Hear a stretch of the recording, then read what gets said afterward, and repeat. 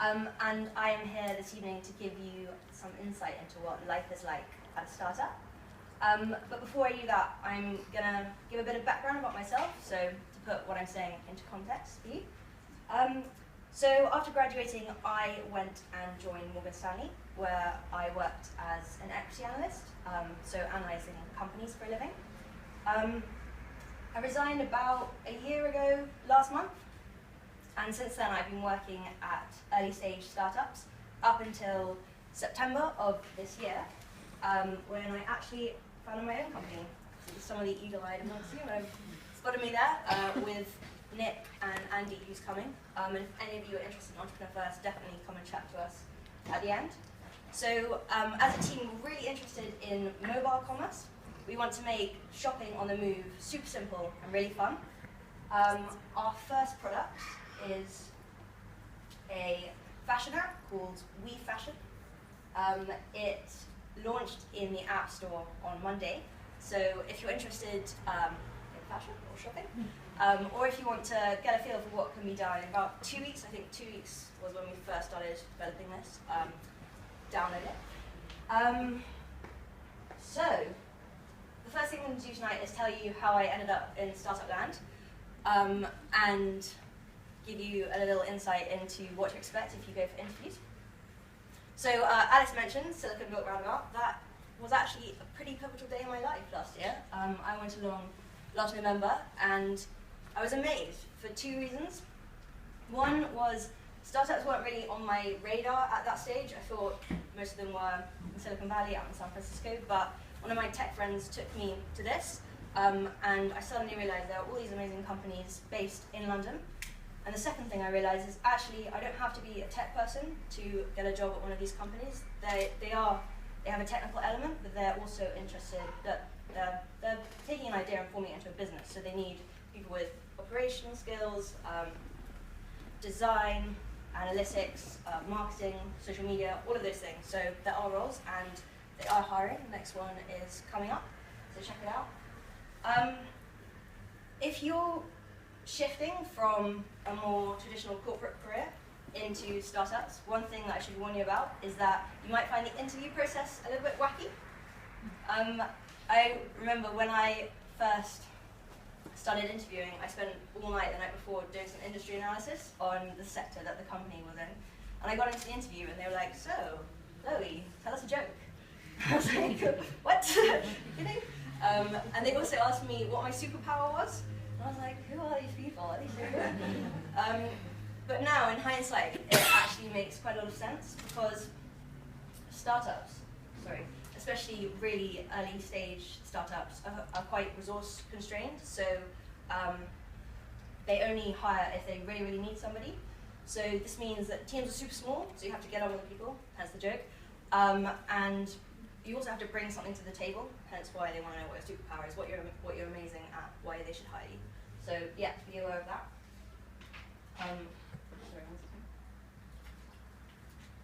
So I thought at first about giving you like cost-benefit analysis of startups versus corporates, but actually then I realized that it's very individual. It depends at what stage you are in your life, what skills you have, what you want, the corporate you leave, the startup you join. So actually, I'm just going to tell you my 3 biggest realizations that I've had this year, and you can make your own minds up about whether startups are right for you. So the first realization I've had is that team really trumps idea. When I first went into thinking about working for a startup, I was like, I have to find a company that's working on the most amazing idea ever. That's so important. But actually, I realized that although idea is important, most of it, I'd say probably 80%, is about execution. So whether a company succeeds or not really depends on how well they execute, which depends on the team. I've also seen that ideas change a lot, but people typically don't. So make sure if you're going to work for a startup that you find them really impressive, really inspirational, because they're the ones that you're going to be learning from. In startups, there isn't a huge budget to send you off on fancy off-site training courses. These are the guys that will be teaching you. So yeah, choose them wisely. And if any of you, I think some of you put up your hands thinking about founding a company, when you're thinking about that, things to look for, make sure that they're better than you at something, respect them, trust them, those are already important. But I think for me, the ultimate thing is people who are really, really committed to making it work.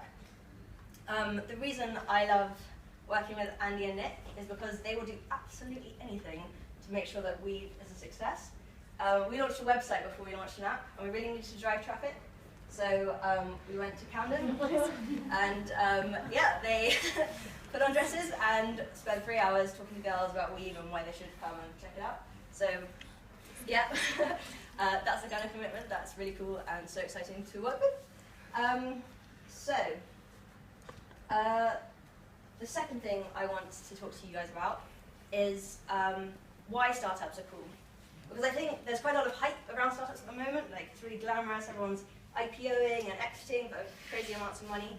But I think actually regardless of whether the startup that you join does become the next Facebook or not, there's a huge amount of intrinsic worth from working at a startup, which doesn't relate to like guys hanging out in hoodies and t-shirts. I think it boils down to 3 elements: responsibility, impact, and development.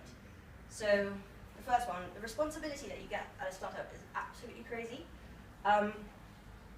If your job wasn't vital, then it wouldn't exist, so you've been hired for a very good reason. You're typically given that area of the business to own. There's no one who you report to, there's no quarterly reviews. You usually set your goals and then you deliver, and there are people depending on you to do that. So if you're in a larger corporation, you don't really get to that level of responsibility until you're in probably a senior management position. So the responsibility is pretty massive, and that's an awesome experience to have to deal with and take on. The second one is impact. A lot of companies say, come join us, we've got such a flat structure. But I don't know, in a startup, you're probably sitting next to the CEO, so your voice is definitely going to get heard. And also, you're really encouraged, you're not really confined to any area. Like if you have product suggestions, if you think the business model could be tweaked, people want to hear what you have to say. So that's really awesome. And the final one is development. The thing I found with startups is that the positions, you have titles, but it's a really fluid concept. So sometimes the company will be focusing on one thing, but then it will have to completely, this is Andy, my co-founder, as you might recognize. Yeah, sometimes everyone has to down tools and switch to something else. So what keeps it really fun is that you're constantly having to learn and master new skills. My background is finance and sales, I say, but at the moment we're improving the front end of the app, so I spent most of last week in Photoshop, mastering that. And if you download the app, the red buttons, they're mine, so you can get those out. Oh, I thought slide. Yeah, so essentially that's why startups are awesome, because they push you out of your comfort zone, and I think they're really worthwhile. If you're creative, if you like to be challenged, if you want to innovate, build something, and if you crave ownership and responsibility, then I think you'd be happy in a startup. So just take away. And the third thing that really clicked this year is how important tech is. If you're serious about joining a startup, then it's incredibly valuable, or founding one, but I'm going to leave that to the next speaker to talk about. But actually what I realized is that if you're serious about any career, tech is really important, because it's woven into everything. It's not like you have the tech industry over here and then fashion and finance, media, healthcare.